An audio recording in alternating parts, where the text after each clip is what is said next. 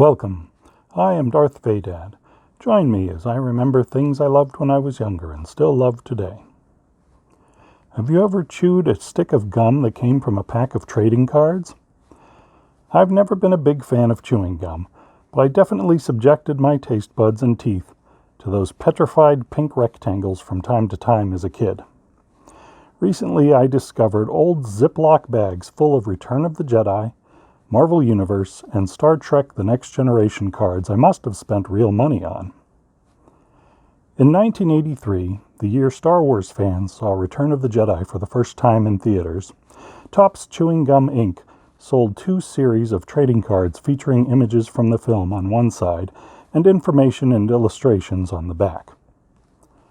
The Series 1 cards had red borders and included 132 unique cards.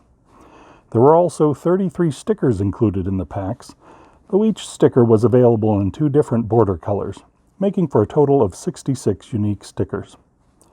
The backs of the sticker cards doubled as puzzle pieces for larger pictures.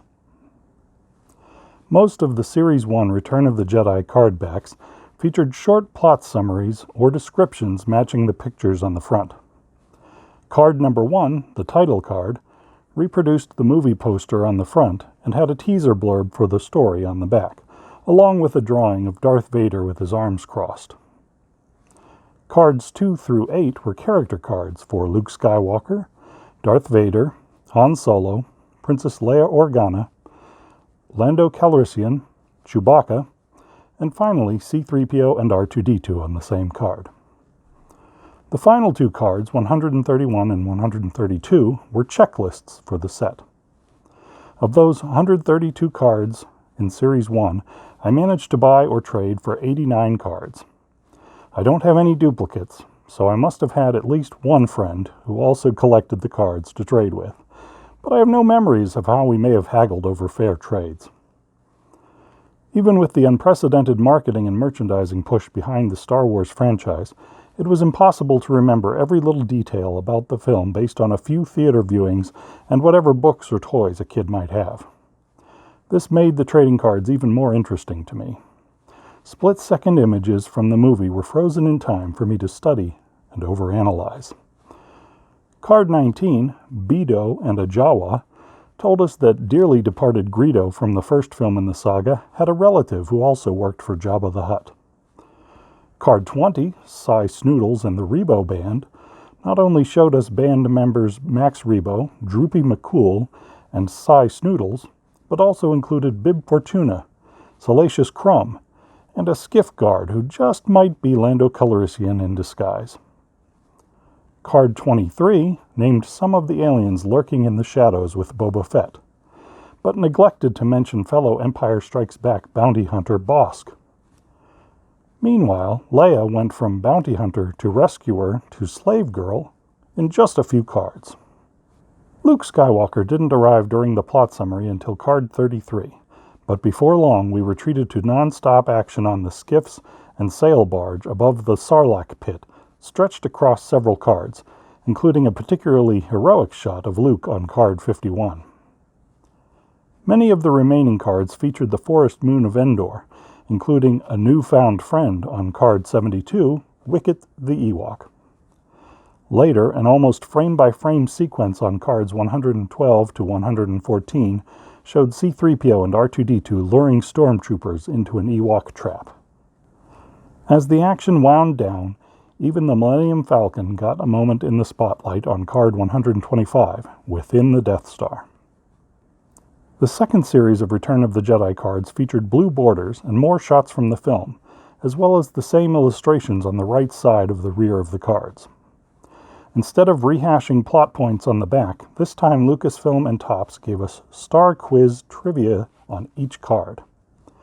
After specifying which movie in the trilogy was being referenced, the cards offered a question, and then a smaller print answer to the question from the previous card. I only have 23 of the 88 Series 2 cards, unless they got hidden away in some other box of memories in my basement. There were 22 stickers in Series 2 packs, again featuring pieces of puzzle images on the backs. I guess I used up all my stickers from both series, since they were nowhere to be found when I went rummaging for the cards. The 1987 series of Marvel Universe cards from a company called Comic Images included stickers as well. The company actually offered a full set of stickers and a sticker album by mail. Of the set of 90 cards and a whopping 77 different stickers, I held onto 37 cards, 10 of which were duplicates, and just 7 stickers. These first Marvel cards were much more cheaply made than the Return of the Jedi or Star Trek The Next Generation sets I have, but they were apparently produced in much smaller numbers, making them more valuable to some collectors. Starting with X Factor and its members and going through several popular Marvel teams and superheroes, the cards featured a mix of simple character portraits and action shots. The backs listed a variety of facts, from team summaries on the team cards to things like real name, place of birth, or even marital status for individual heroes. As luck would have it, I ended up with 4 Magneto cards, 4 Invisible Woman cards, 3 Captain Marvel cards, and a few other duplicates, but never found one showing probably my favorite hero at the time, Iron Man, even though versions of the character appeared on 3 different cards.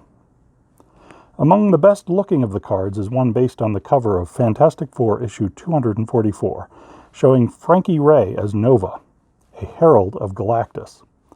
Most of the pictures for the card series were apparently taken from art used in the official handbook of the Marvel Universe Deluxe Edition comic book. My collection of Star Trek The Next Generation cards from 1991 is nearly complete.